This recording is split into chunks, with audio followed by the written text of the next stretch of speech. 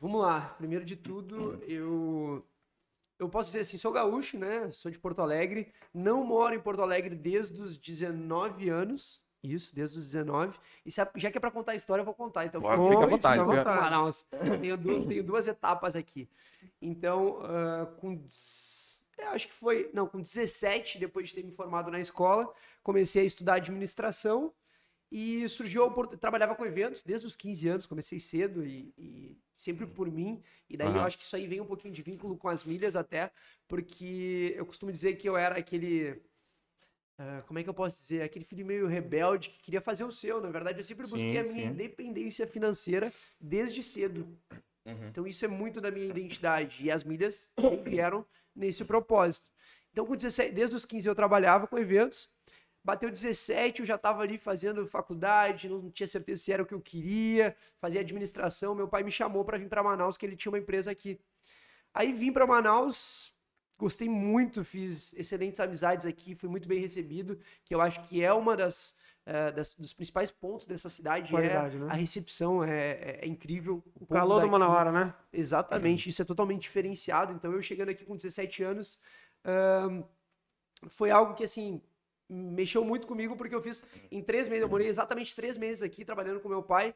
Em 3 meses, eu posso dizer que eu criei uma grande cultura manauara. É pouco tempo, mas eu podia já dizer que eu me identifiquei Que era o muito com maninho, essa que era o cidade. maninho. Era o maninho daqui. Era mana. Não, primeiro era mana e o mano. Daí eu. Que porra? Aí manhinha, painho. E eu. Caraca, manhinha, painho. E daí, com 17 anos, daí fiquei aqui 3 meses. Meu pai me mandou de volta pra Porto Alegre, porque eu gostei da contabilidade, trabalhava contabilidade com ele. Aí quando eu voltei para Porto Alegre, comecei a estudar contabilidade, ele falou, beleza, comecei a estudar lá, até que comecei a trabalhar numa multinacional e tal, e chegou o momento do inglês, que era um grande terror na minha vida. Putz, estudar inglês era, assim, eu não sei explicar. Aí eu falei, a melhor forma de aprender inglês, já estava numa multinacional, que eu falei, vou morar fora. Me mandei pro Canadá, já fui por conta própria, assim, já consegui juntar uma grana para ir. E do Canadá ali estudando inglês, chegou um momento que eu disse, não quero continuar aqui, mas eu não podia trabalhar porque eu não tinha visto. Só que em compensação eu tenho... Quantos anos isso? Isso aí eu tava com uns 18 para 19 ali. Aí eu não tinha visto e eu... e agora o que eu faço, né? Só que eu tenho o passaporte europeu. Aí eu falei, preciso me mandar pra Europa. Aí foi muito engraçado que eu conversando com uma amiga, ela falou, vim pra Irlanda. E eu, Irlanda, não faço nem ideia. Deu uma semana eu tava lá. Fazer, né? Nem ela acredita que eu tava lá em uma semana. Eu acho que assim, na minha vida tem muita coisa que as pessoas não acreditam quando eu já tô fazendo. Sim. Porque eu acho que a prática e tudo, realmente ter cara e a coragem pra fazer, a gente vai chegar nessa parte também, que hoje tem um vínculo, tô aqui, mas moro em São Paulo, né? Mas então fui morar no Canadá, do Canadá fui pra Irlanda, comecei a ser auditor contábil na Irlanda, porque eu era contador, né? Não tinha me formado ainda. E depois de trabalhar como auditor contábil na Irlanda durante 2 anos, voltei para o Brasil. Então tu já tem uma carreira consolidada, digamos assim, né? Porque viajar o mundo para exercer a contabilidade não é para... Não é um contador que tem conhecimento bem amplo, né? Foi um baita de um desafio. Eu não sei dizer assim, tudo na minha vida eu digo que a gente tem que ter cara de pau. E isso a gente vai falar depois quando a gente começar a falar das milhas. A cara de pau, acho que ela é a principal forma. Se alguém quer chegar em algum lugar, acho que assim, faz parte, entendeu? Pra te crescer, às vezes a gente tem que botar ter coragem. a cara. Exatamente, Tem que ter a coragem e a cara de pau. Eu acho que essas duas questões. E daí quando eu voltei, uma coisa que eu aprendi na Europa foi viajar. Eu viajava, eu trabalhava, eu era contador e todo final de semana eu estava em algum país diferente, porque a gente tem essa do lado, né? Ali. Exatamente. Então, quando eu voltei pro Brasil, eu voltei com aquela gana de querer viajar mais e mais e mais. Eu até costumo dizer que os últimos serão os primeiros, porque eu fui o último dos meus irmãos a viajar para fora. Eu diria que eu não vim numa família... eu não passei perrengue quando eu era pequeno, mas ao mesmo tempo eu sempre corri para ter o meu. Então, meus irmãos saíram... Independência, né?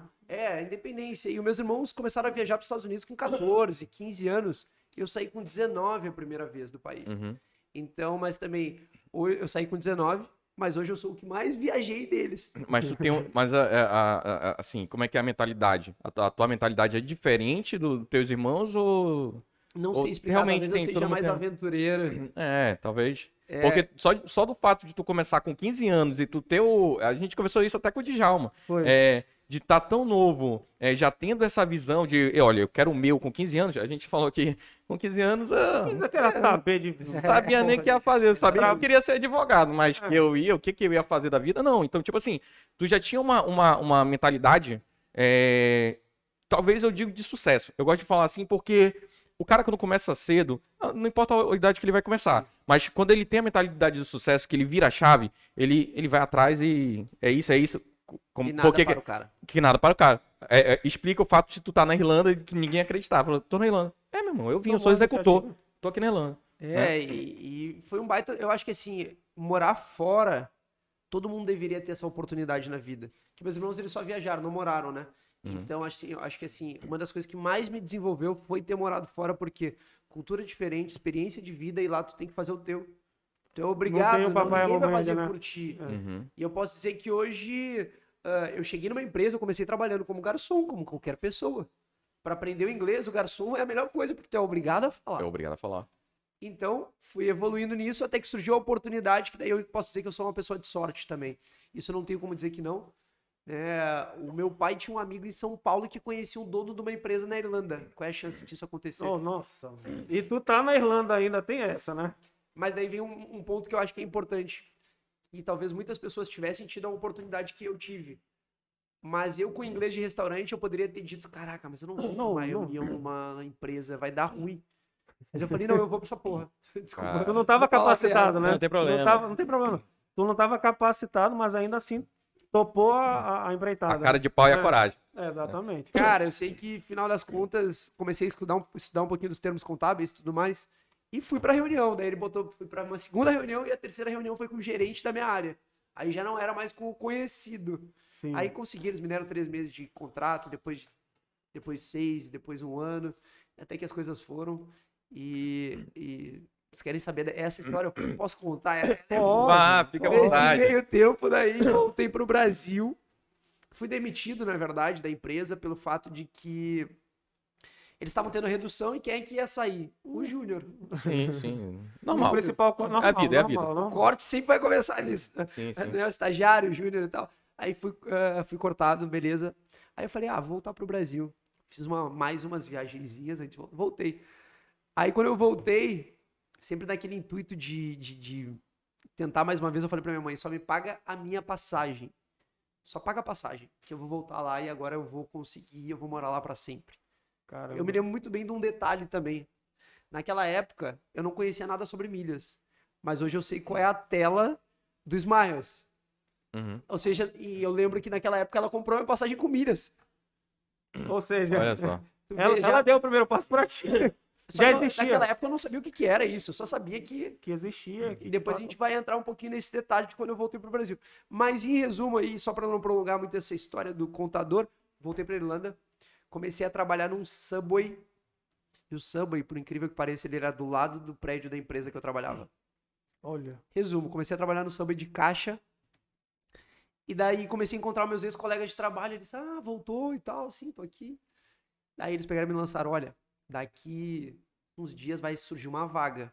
Fica ligado. O que eu fiz? Mandei um e-mail pro gerente. Aí o gerente falou, vamos tomar um café? Vamos. Aí fui tomar um café com o gerente, ali e tal, não sei o quê. Aquele gerente clássico, assim, irlandês, aquele cara serião e tal, meio grosso. Aí ele pegou e falou, olha, a gente vai abrir uma vaga daqui um tempinho. Sério? Se tu quiser... Tá aí, em resumo, deu 2 semanas, eu estava do Subway, eu estava chegando